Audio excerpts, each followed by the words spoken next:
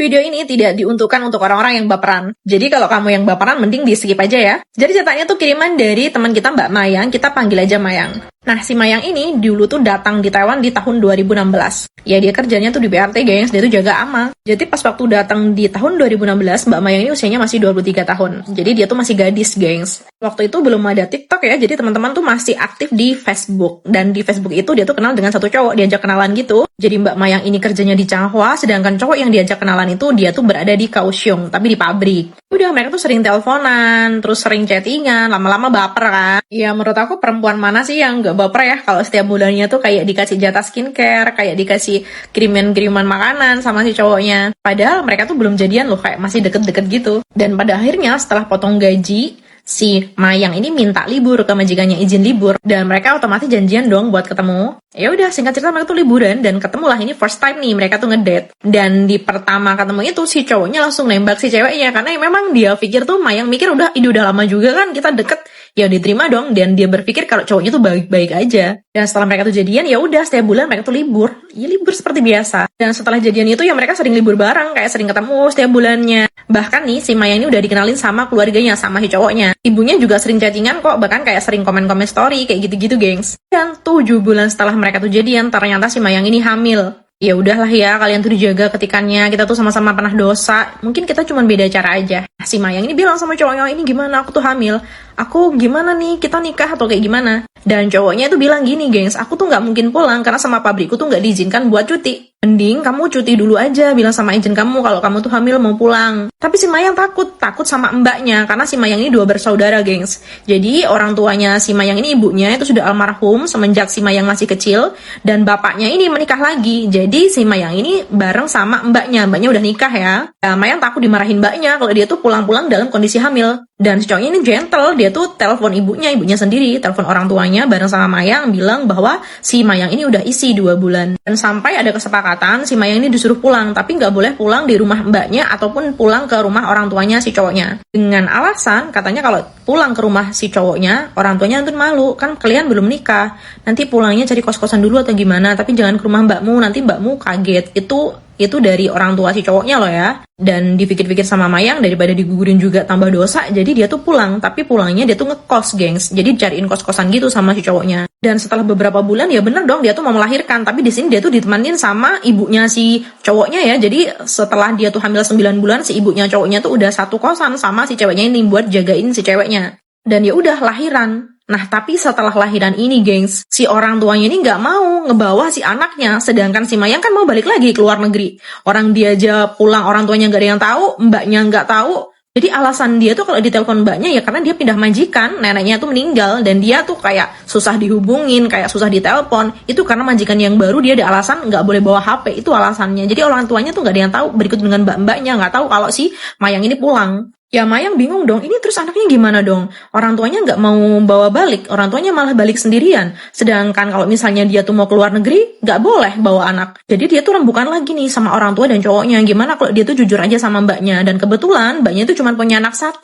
Dia tuh nggak bisa hamil lagi karena ada sesuatu penyakit gitu loh, geng. Jadi nggak bisa hamil lagi. Ya jujur aja kalau dia tuh emang udah punya anak. Gimana lagi daripada sama cowoknya ini anaknya suruh nitipin ke panti asuhan, kan ya kasihan gitu loh. Dan pada akhirnya si Mayang tuh bilang lah jujur nih sama mbaknya itu bahwa dia tuh memang sudah pulang di rumah itu sudah sekitar 7 bulan. Dia udah pulang di rumah dan sudah punya anak, udah melahirkan, dia tuh minta maaf, gini.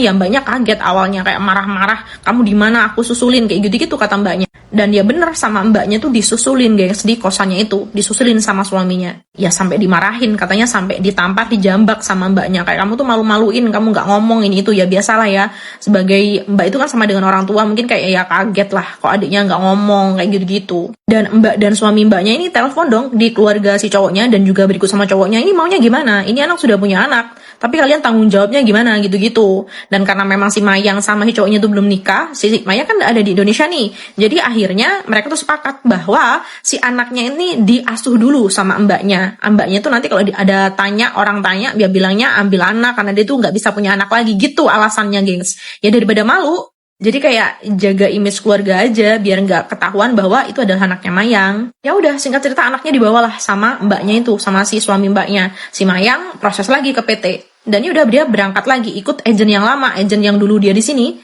Nah, setelah sampai Taiwan itulah, setelah 3 bulan dia di sini, barulah ketahuan bahwa si cowoknya itu sebenarnya masih punya istri dong. Ya, Mayang kayak kaget aja, nggak nyangka aja, karena katanya si cowoknya itu usianya masih 27 tahun. Nggak nyangka, dan selama mereka tuh pacaran, mulai dari kenalan sampai pacaran, sampai dia tuh hamil, sampai pulang lagi ke Taiwan, dia tuh nggak pernah tahu cowoknya tuh, apalagi keluarganya. Orang dikenalin sama keluarga, siapa yang nyangka sih kalau si cowoknya tuh memang sudah punya istri.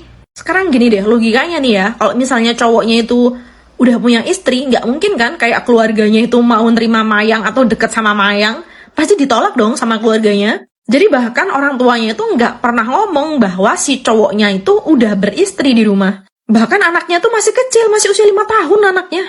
Ada nggak sih di antara kalian yang kayak gitu, cowok kalian masih punya istri tapi keluarganya welcome sama kalian? Ada nggak sih? Kalau ada, bisa komen di bawah ya. Tapi di sini Mayang nggak cerita ya gimana awalnya bisa ketahuan si cowoknya tuh punya istri. Dan tentunya si Mayang ngamuk-ngamuk. Belum dia udah punya anak, ternyata si cowoknya juga punya anak istri di rumah. Ya kayak gimana sih ngerasa bersalah sama istrinya, juga ngerasa bersalah sama anaknya sendiri.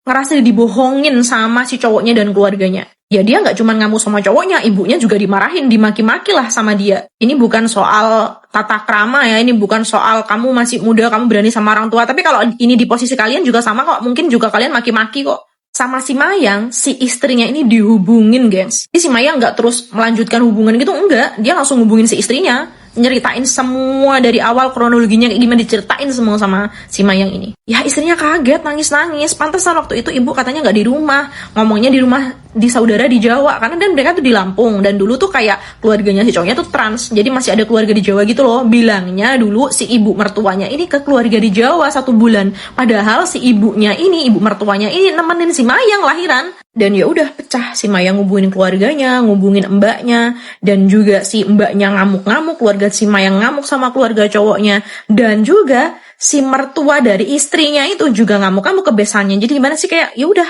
ricuh aja gitu, kayak berantakan aja semuanya. Dan pada akhirnya si istrinya tuh nggak mau lagi sama si suaminya, nggak mau, pokoknya udah mau cerai aja. Kamu sudah mengkhianati, kamu bahkan sudah punya anak, dan juga besannya juga udah nggak mau besanan lagi. Gimana sih, sampai katanya waktu tuh satu desa tuh tahu semua, gengs, cerita itu di desanya cowoknya yang aku maksud ya. Dan rame berita itu, waktu itu rame banget di sana katanya. Dan Mayang sendiri juga dilarang tuh sama mbaknya, udah nggak usah dilanjutin. Kalau soal anakmu biarin wes, saiki tak asuhe, tak jaluke anak, tak jaluke anak, sudah biarin, ini tak anggap anakku dewe, tak masukin kakakku, gitu kata si mbaknya. Jadi meskipun cowoknya itu minta maaf, ngomongnya lebih sayang sama Mayang daripada sama istrinya, apalagi tuh semakin enak tuh si Mayang, karena memang merasa banget dibohonginya. Dan istrinya pun di rumah juga udah nggak mau tuh, udah ngurus surat cerai sama si suaminya itu, udah diurusin tuh sama si keluarganya. Dan ternyata di tahun 2018 si mantan istri cowoknya itu berangkat ke Taiwan juga, gengs. Jadi kayak mereka itu masih kontak-kontakan lewat Facebook gitu loh. Mereka berdua tuh jadi baik, pada akhirnya jadi temen gitu. Dan mereka bilang